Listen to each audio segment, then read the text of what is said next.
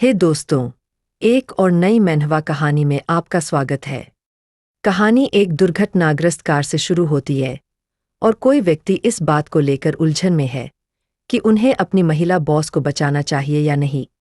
वह सीपीआर कर रहा है, लेकिन उसे यकीन नहीं है कि वह वास्तव में उसे वापस जीवन में लाना चाहता है या नहीं। वह इस बात को लेकर उलझन में है कि उसे क्या करना चाहिए।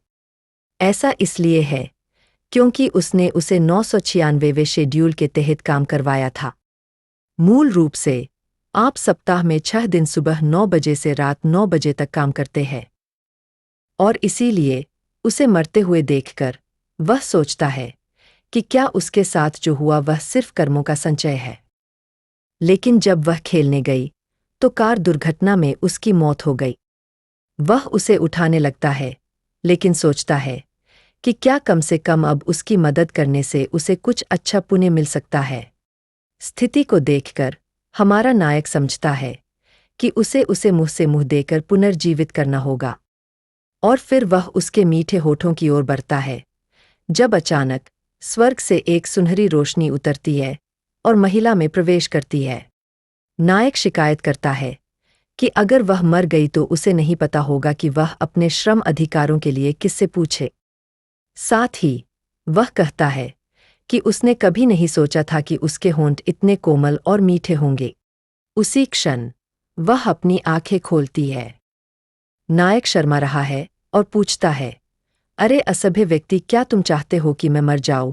एक सिस्टम संदेश प्रकट होता है जिसमें कहा गया है कि उसने महारानी को सफलतापूर्वक जगा दिया है और उसने 31 उपयोगों के साथ दिव्य उपस्थिति क्षमता और एक स्वर्ण ढाल अर्जित की है। नायक को पता नहीं है कि यह सिस्टम ध्वनि कहाँ से आ रही है, क्योंकि एक पैर उसकी ओर आता है। ऐसा लगता है कि उसे लात मारी जाएगी, लेकिन इसके बजाय उसे क्रूरता से प्रताड़ित किया जा रहा है। वह इसे जुजित्सु से हल करता है और इस खतरनाक बॉस से भागना शुरू कर देता है। फिर वह कहती है कि इस गलती के लिए तुम्हें दैवीय दंड का सामना करना पड़ेगा, लेकिन नायक भ्रमित हो जाता है और पूछता है कि क्या हो रहा है। वह उसे समझाने की कोशिश करता है कि तुम सिर्फ इसलिए बेहोश हो गई क्योंकि तुम्हारा कार एक्सीडेंट हुआ था, और पूछता है कि उसे क्या लगता है कि वह क्या कर रही है।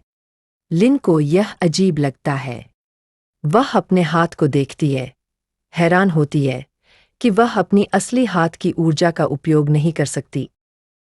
बुरी तरह से घायल हमारा आदमी उसे सलाह देता है कि उसे अस्पताल जाना चाहिए, और यदि आप अस्पताल नहीं जा सकती है तो एम्बुलेंस जल्दी नहीं आएगी।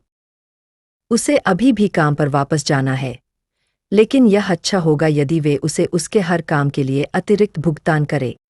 हालांकि लिन उलझन में अपने हाथ को घूर रही है। उसे नहीं पता कि यह कहाँ है, या ऐसा क्यों लगता है कि उसकी सारी ऊर्जा गायब हो गई है। कुछ समय बीतता है और हम नायक के घर पर पहुंच जाते हैं। वह काम पर एक थकाऊ दिन से वापस आ रहा था और आराम करना चाहता था। जैसे ही वह अंदर जाता है, वह अपने गोलमटोल दोस्त को उसके प्राकृतिक आवास में पाता है और पूछता है कि क्या कोई खाना बचा है। हालांकि उसका दोस्त जवाब देता है, मैंने सारा खाना खा लिया क्योंकि बहुत देर हो चुकी थी, मुझे लगा कि तुम ऑफिस में, और पूछता है कि क्या उसे दुष्ट बॉस ने भूखा रखा है। लेकिन अचानक उसका दोस्त चौंक जाता है और अपने हाथ में पकड़े हुए बॉक्स को गिरा देता है।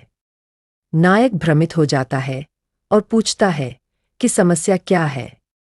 बॉस घर पर था और वह पूछता है कि क्या यह पिंजरा वह है जिसे वह अपार्टमेंट कहता है। नायक जानना चाहता है कि वह वहाँ क्या कर रही है, जबकि उसका दोस्त के कहता है कि उसे लड़की को लाने से पहले उसे सूचित करना चाहिए था। हालांकि बॉस भ्रमित हो जाता है और कहता है कि अगर वह सावधान नहीं रहा तो उसे दैवीय दंड भुगतना पड़ेगा।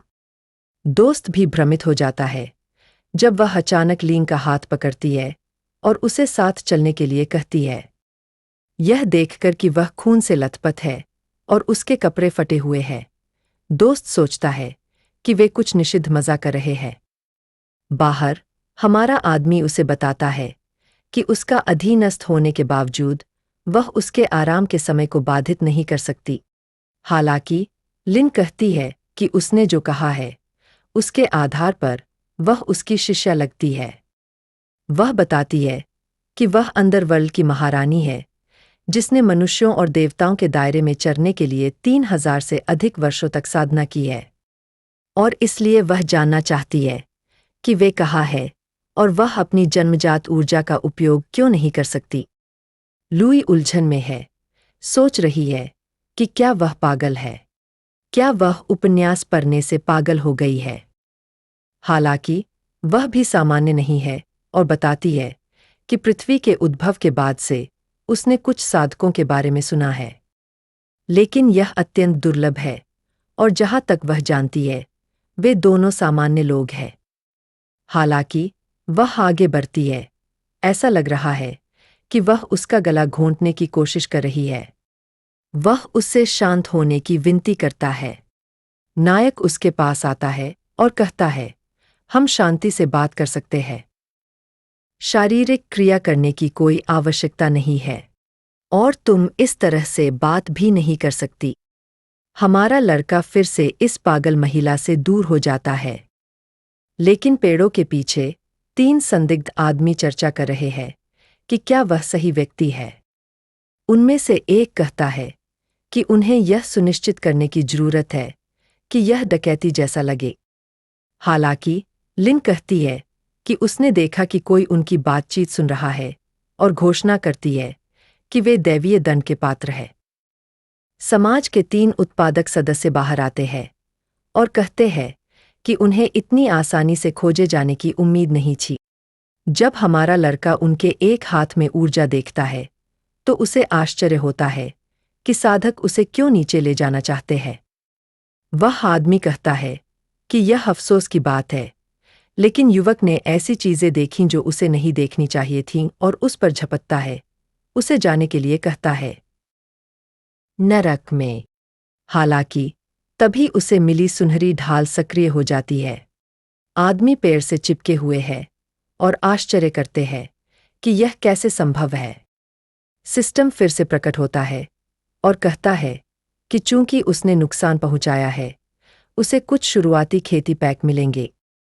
यूई आवाजों से भ्रमित हो जाती है और लिन कहती है कि उसे अपने शिष्यों को सिखाना चाहिए कि वे कभी भी किसी दुश्मन को जिंदा न भागने दे और वह इन कीड़ों को नष्ट कर देगी। वह अपना पैर ऊपर की ओर मारती है जिससे आदमी गायब हो जाता है और कहती है कि कभी-कभी शारीरिक शक्ति ही पर्याप्त होती है। और फिर उसे एहसास होता है कि यह सब सच है, मैंने वास्तव में इस तथाकथित शौक प्रणाली में महारत हासिल कर ली है। उसे देखकर हमारा हीरो चौंक गया और वह अभी भी सोच रहा था कि इसके अलावा मेरे सामने खड़ी महिला वास्तव में वही मिस लिन नहीं थी बल्कि असली रानी थी। इसके बाद वह वापस जाने का फैसला करता है। घर वापस आकर उसे पता चलता है कि उसका दोस्त रात के लिए अपार्टमेंट छोड़ने का फैसला करता है और सोने के लिए एक इंटरनेट कैफे में चला जाता है, लेकिन वह यूई को डांस से बचने के लिए चुप रहने की चेतावनी देता है। दोस्त कहता है कि सावधान रहना सबसे अच्छा है, क्योंकि मैं नहीं चाहता कि ऊपर रहने वाली सिस्टर लियू फिर से मकान मालिक से शिकायत करे। और जितना मैं इसके बारे में जानता हूं उतना ही गुस्सा आता है। इतनी खूबसूरत महिला आप में कैसे दिलचस्पी ले सकती है? यह अविश्वसनीय है। यह संदेश देखने के बाद हमारा नायक मुस्कुराहट के साथ उसकी ओर देखता है और अपने मन में सोचता है कि हाँ, मैं भी विश्वास करना चाहता हूं कि यह सच नहीं है।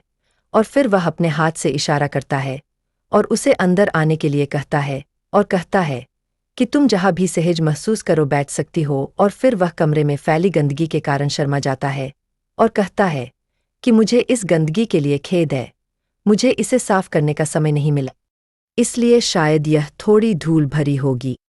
महिला इस पर ध्यान नहीं देती है और सोफे पर बैठ जाती है और कहती है कि कोई बात नहीं, मुझे छोटी मोटी बातों में कोई दिलचस्पी नहीं है, लेकिन मेरे शिष्य उनके साथ बहुत सख्त है।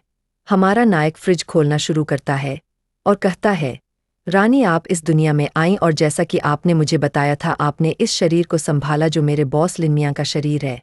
महिला बहुत उलझन में दिखती है और कहती है कि इस पूरे समय मैं एक संकट के बीच फंसी हुई थी और अगले क्षेत्र में सफलतापूर्वक चरने के बाद जब मैं धर्मी गठबंधन के साथ निर्णायक लड़ाई लड़ने जा रही थी तो मैं यहाँ पहुँच गई और अपनी सारी शक्ति खो दी। वह यह सुनकर बहुत थक जाती है। हमारा नायक पूछता है कि आपने उनका इतनी बार उल्लेख किया, क्या वे आपके दुश्मन लगते हैं? क्या यह सच है?